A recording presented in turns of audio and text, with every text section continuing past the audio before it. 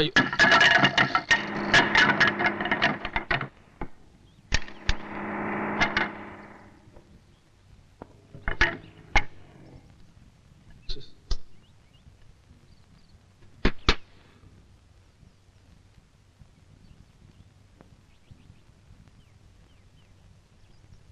Sister, ഒരു കഷ്ണം കയറ് കിട്ടോ? ആ വിറകൊന്ന് കിട്ടാനാ. നോക്കട്ടെ.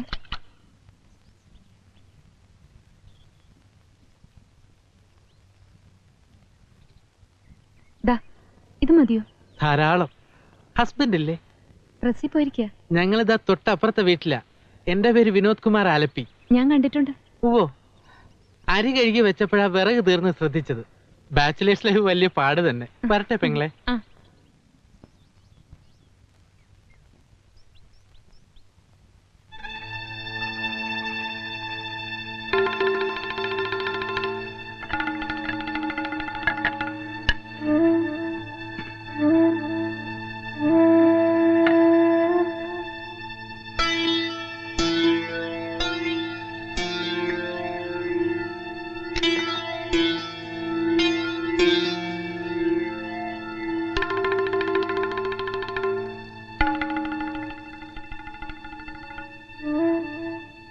മിസ്റ്റർ,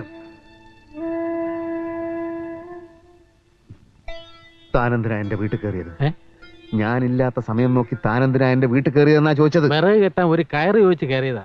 അപ്പൊ വിറക് ഇതുവരെ കെട്ടാതെയാണോ കൊണ്ടുവന്നത്? അത് പൊട്ടിപ്പോയതാണ്. എന്റെ വീടിന്റെ ഗേറ്റിൽ വെച്ച് തന്നെ കറക്റ്റായിട്ട് കയറ് പൊട്ടിയല്ലേ? ആ പൊട്ടി. അല്ലാതെ മനഃപൂർവ്വം ഒരു കാരണമുണ്ടാക്കി താൻ വീട്ടിൽ കയറിയതല്ല. ഇയാൾ എവിടുത്തെ? ഞാൻ ഇവിടുത്തുകാരൻ തന്നെടാ. താൻ കയറ് പൊട്ടിക്കുന്നവനാണെന്നും വേലി ചാടുന്നവനാണെന്നും എനിക്ക് നേരത്തെ അറിയാമടാ. വേലി ചാടാൻ തന്റെ വീട്ടിലെന്താ നിധി ഇരിക്കുന്നോ? ഇത്തിരി സൗന്ദര്യമുള്ള പെണ്ണുങ്ങളെ കറക്കിയെടുക്കാൻ നടക്കുന്ന സാമൂഹ്യ ദ്രോഹിയല്ലടോ താൻ. എന്റെ ഭാര്യയുടെ അടുത്ത് വേല ഇറക്കിയാലുണ്ടല്ലോ എന്ത് ചെയ്യും? പിടിച്ച് വിഴുങ്ങോ? ശരിയാ, നിന്റെ ഭാര്യയെ കറക്കിയെടുക്കാൻ വേണ്ടി തന്നെ ഞാൻ വീട്ടിൽ കയറിയത്.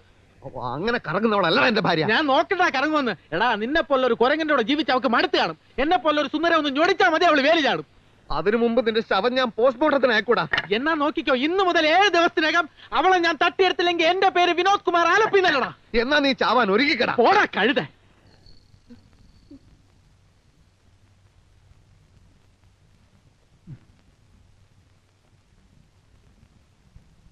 സാർ, എനിക്ക് ഭയങ്കരമായ ഒരു കംപ്ലൈന്റ് ഉണ്ട് സാർ.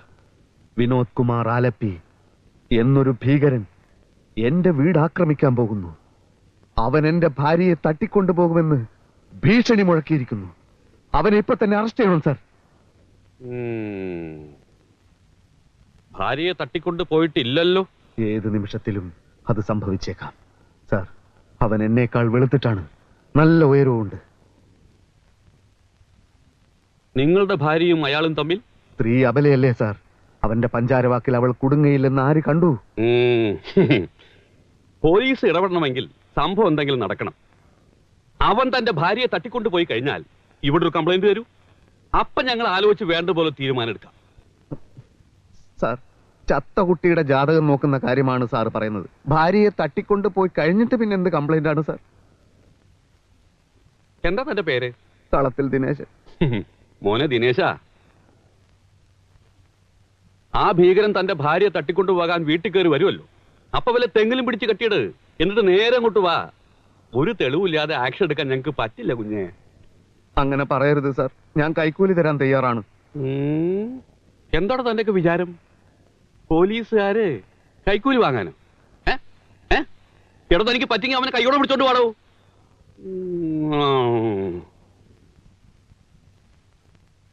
പോട്ടെ, വീട്ടുകാവലിന് 2 പോലീസുകാരെ അയച്ചു തരാൻ പറ്റുമോ?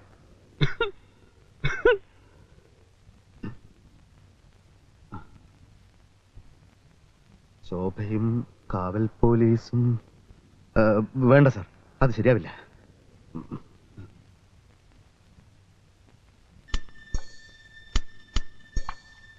ശോഭേ, ദിനേശേട്ട എപ്പോ വന്നു?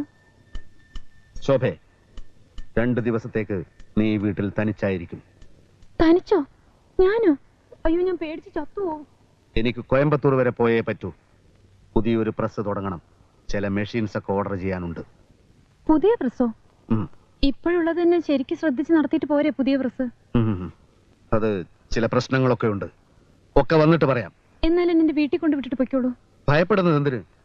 ശോഭ കൊച്ചുകുട്ടിയൊന്നും അല്ലല്ലോ. തനിച്ച് നിന്ന് ശീലിക്കുന്നത് നല്ലതാണ്. പോട്ടെ, വണ്ടി തെറ്റും.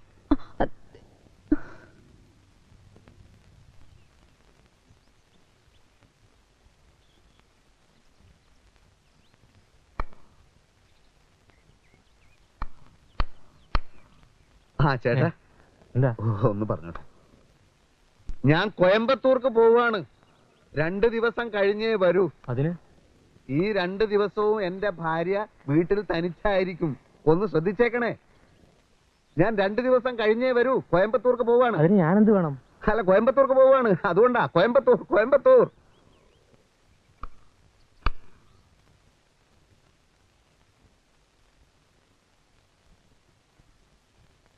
സാർ എവിടുന്ന ഒരു പെട്ടിയൊക്കെ ആയിട്ട്? എനിക്കൊരു മുറി വേണം. മുറിയോ? സാറിന്റെ വീട് ഇവിടെ തൊട്ടടുത്തല്ലേ? അല്ല, അതാ അവിടെ ഇൻകം ടാക്സിന്റെ മറ്റു പ്രശ്നങ്ങളൊക്കെ ആയിട്ട്. അപ്പൊ വീട്ടിൽ ശരിയാവില്ല. അതെയോ? സുബേറേ, സുബേർ. 109 ഫസ്റ്റ് ഫ്ലോറിലാ? താഴെ.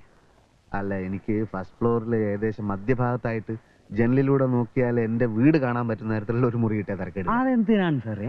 അത് ആ ഭാഗത്ത് നല്ല കാറ്റ് കിട്ടും. ആ, എന്നാ തെക്കറ്റത്തെ മുറി ആയിക്കോട്ടെ. അവിടെ നല്ല കാറ്റ് കിട്ടും. എനിക്ക് അത്ര കാറ്റ് ആവശ്യം വരില്ല. എന്നാ മുകളിൽ തരാ. തുറന്നു കൊടുക്കേ. ആ, പിന്നെ എന്നെ ആരെങ്കിലും അന്വേഷിച്ചാൽ എന്നെ ഇവിടെ കണ്ട കാര്യം പറയണ്ടേ?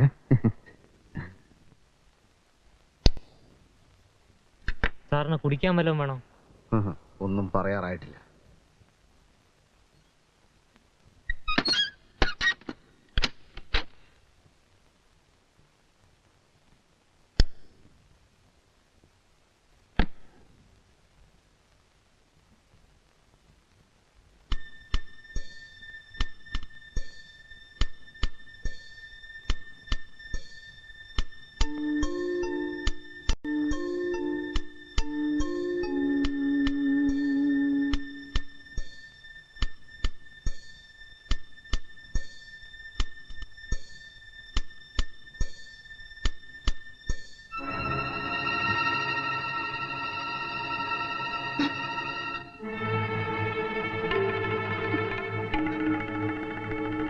വഞ്ചകി.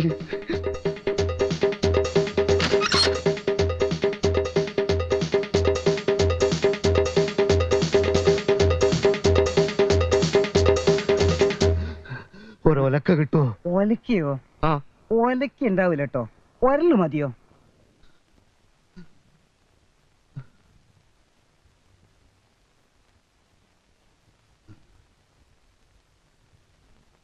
കത്ത് കിട്ടിയപ്പോ നിന്റെ അമ്മയും കൂടെ പുറപ്പെടാൻ തുടങ്ങിയതാ. ആദ്യം വിവരമൊന്ന് അന്വേഷിക്കാമെന്ന് കരുതി. അപ്പോ അനുജനുമായി വഴക്കിടാൻ എന്താ കാരണം? എനിക്കറിയില്ല അച്ഛാ. ഓരോ സമയത്ത് ഓരോ രീതിയിലാ പെരുമാറ്റം. നിന്നോട് അവൻ വഴക്കിടാറുണ്ടോ? അതൊന്നും ഒരിക്കലും ഉണ്ടായിട്ടില്ല. ദാ ഇന്ന് പെട്ടെന്ന് ഒറ്റ പോക്കാണ് കോയമ്പത്തൂർക്ക്. തനിച്ചെനിക്ക് പേടിയോന്ന് പറഞ്ഞിട്ട് ശ്രദ്ധിച്ചതേയില്ല. ഒരു പ്രത്യേക സ്വഭാവം, അല്ലാതെ സ്നേഹക്കുറവൊന്നുമല്ല. മനുഷ്യന്മാര് പല പല സ്വഭാവക്കാരാണല്ലോ. ഏതായാലും അവൻ വരുന്നത് വരെ നീ വീട്ടിൽ വന്ന് നിന്നോളൂ. എന്താ?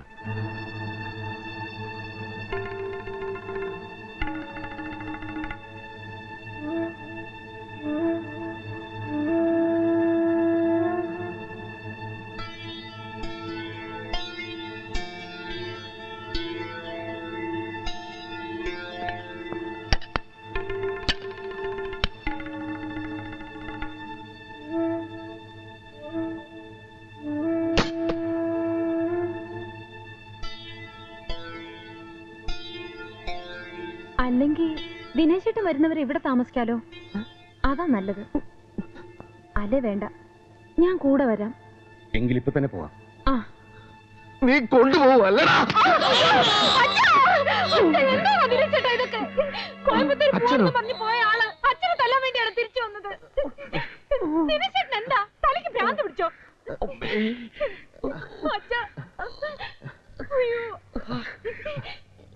അച്ഛൻ എപ്പോ വന്നു? വീട്ടിൽ എന്തൊക്കെയുണ്ട് അച്ഛാ വിശേഷങ്ങള്?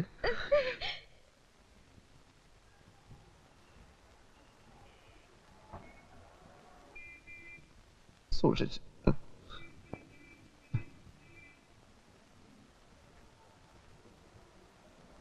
അച്ഛൻ ഈ സംഭവം മറ്റാരോടും പറയണ്ട കേട്ടോ. ശോഭയുടെ അമ്മയൊക്കെ അറിഞ്ഞ വെറുതെ തെറ്റിദ്ധരിക്കും. നീ പറയുന്നു കള്ളനാണെന്ന് തെറ്റിദ്ധരിച്ചിട്ടാണ് എന്നെ തല്ലിയതെന്ന്. പക്ഷേ എന്റെ സംശയം നീ മനഃപൂർവ്വം ചെയ്തതാണെന്ന്. അങ്ങനെ പറയല്ല അച്ഛ.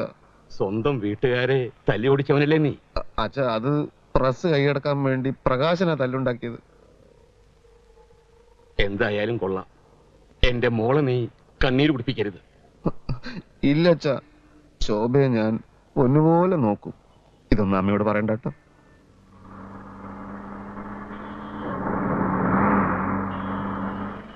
അച്ഛനെ ഞാൻ വല്ലാതെ സ്നേഹിക്കുന്നുണ്ട് അച്ഛൻ. അത് ഇന്നലത്തെ രാത്രിയോടെ എനിക്ക് ശരിക്കും മനസ്സിലായി.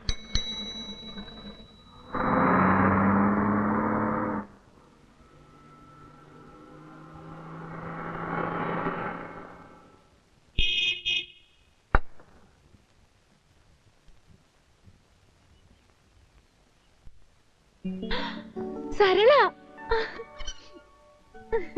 ശോഭ ദിനേശിന്റെ വീടല്ലേ? അയ്യോ, വിശ്വസിക്കാനേ കഴിയുന്നില്ല. നീ എപ്പോഴാ നാട്ടിലെത്തിയത്? ഇത് ഭയങ്കര ഷോക്കായി പോയല്ലോ. ഷോക്ക് എന്നല്ല പറയുക, അപ്രതീക്ഷിതമായ ഒരു ഫ്രണ്ടിനെ കണ്ടുമുട്ടുമ്പോ ഉണ്ടാവുന്ന വികാരത്തിന് ഇംഗ്ലീഷ് പറയണ നിർബന്ധം ഉണ്ടെങ്കിൽ പ്ലസന്റ് സർപ്രൈസ് എന്നാവാം. എന്തെങ്കിലും ആവട്ടെ, നീ ഒറ്റയ്ക്കാ കാർ ഓടിച്ചു വന്ന്? പിന്നെ ഒരു കാർ ഓടിക്കാൻ രണ്ടാള് വേണോ? ഈ വീട് എങ്ങനെ കണ്ടുപിടിച്ചു? എന്താ മേൽവിലാസം ഇല്ലാത്ത വീടാണോ ഇത്? എവിടെ നിന്റെ ദിനേശ് ചേട്ടൻ? എവിടെ? ഇപ്പൊ പുറത്തോട്ട് പോയി. വാ,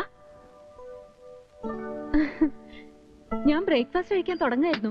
കാറിന്റെ ശബ്ദം കേട്ടപ്പോ സ്വപ്നത്തിൽ പോലും കരുതിയില്ല നീ ആയിരിക്കുമെന്ന്. കാശ്മീരിൽ നിന്ന് എപ്പോഴാ വന്നേ? ബാലേട്ടൻ ട്രാൻസ്ഫർ കിട്ടി. ഇവിടെ NCS ഓഫീസറായി ചാർജ് എടുത്തു. ഈ കാശ്മീർ ഉണ്ടല്ലോ, സിനിമയെ കാണാനും മനോഹരമായ സ്ഥലം എന്ന് പുസ്തകത്തിൽ വായിക്കാനും മാത്രമേ കൊള്ളാവൂ. ഏതായാലും മൗണ്ടനിയറിംഗിന്റെ വട്ടി ഞാൻ അവസാനിപ്പിച്ചു. നന്നായി. അല്ല, എന്താ നിന്റെ ഉദ്ദേശം? കല്യാണമൊന്നും കഴിക്കണ്ടേ? നല്ലൊരുത്തനെ കിട്ടണ്ടേ? എന്തായാലും ബാലേട്ടനെ കെട്ടിച്ചിട്ടേ എന്റെ കാര്യമുള്ളൂ. നീ വല്ലതും കഴിച്ചോ? കഴിച്ചു, എന്നാലും കമ്പനിക്ക് റെഡിൽ തിന്നാ.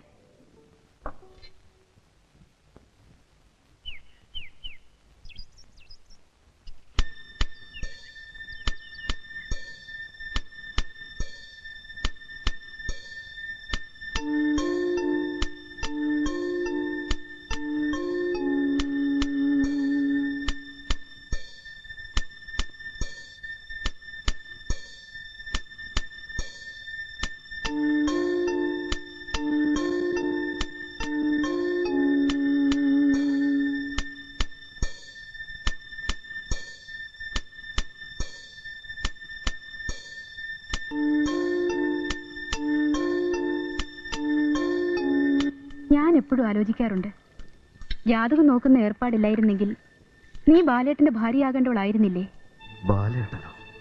അതാരാണ് ഈശ്വര പുതിയൊരുത്തൻ? അതിനുശേഷം എത്ര പെൺകുട്ടികളെ കണ്ടു, ഒന്നും ശരിയായില്ല. മൂപ്പരാകെ ഫെറ്റപ്പായിരിക്കുക. ഇവളെ കല്യാണം കഴിക്കാൻ പറ്റാത്തത് കൊണ്ടായിരിക്കും. അല്ലെങ്കിൽ എന്തിനു ഫെറ്റപ്പ് ആവണം? ബാലേട്ടൻ നിന്നെ എപ്പോഴും അന്വേഷിക്കാറുണ്ട്.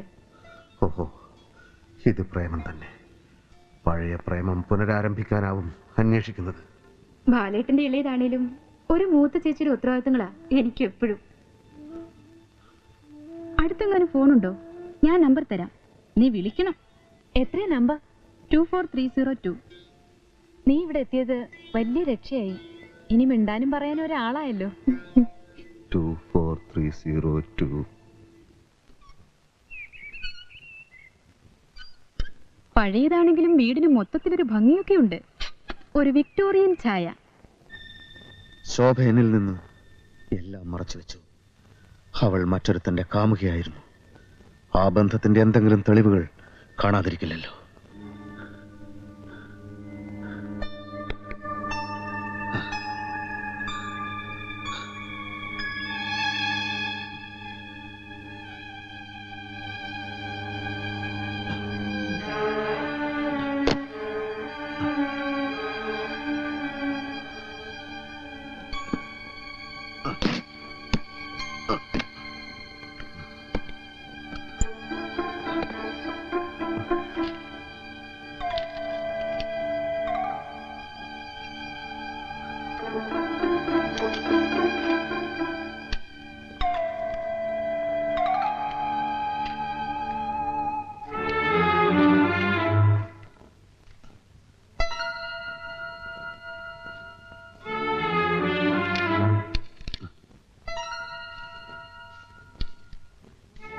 ആശംസകളോടെ ഗായത്രി, വത്സല, കാർത്തിക, ബാലചന്ദ്രമേനോൻ.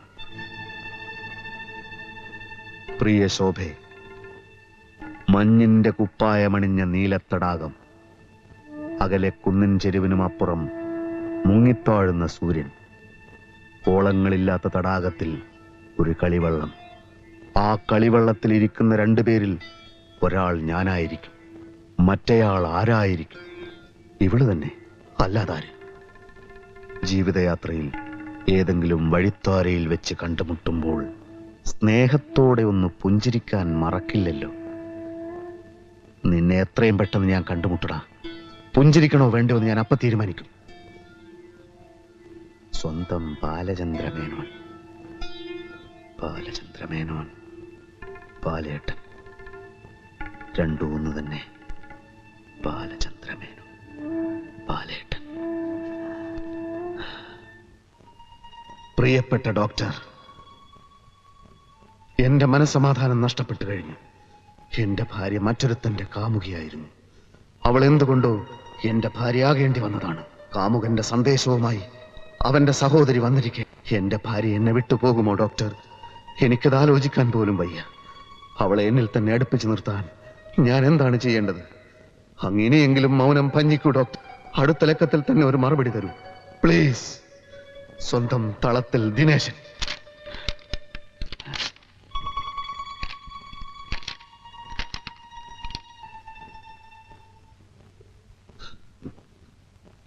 അയ്യോ, സരള പോയല്ലോ. ഇതെപ്പോഴാ വന്നത്? ഞാൻ അറിഞ്ഞില്ലല്ലോ. നീ അറിഞ്ഞില്ല, പക്ഷേ ഞാൻ അറിഞ്ഞു. എല്ലാം ഞാൻ അറിഞ്ഞു. നീയും അറിയാനിരിക്കുന്നു. Well done girl, well done, well done.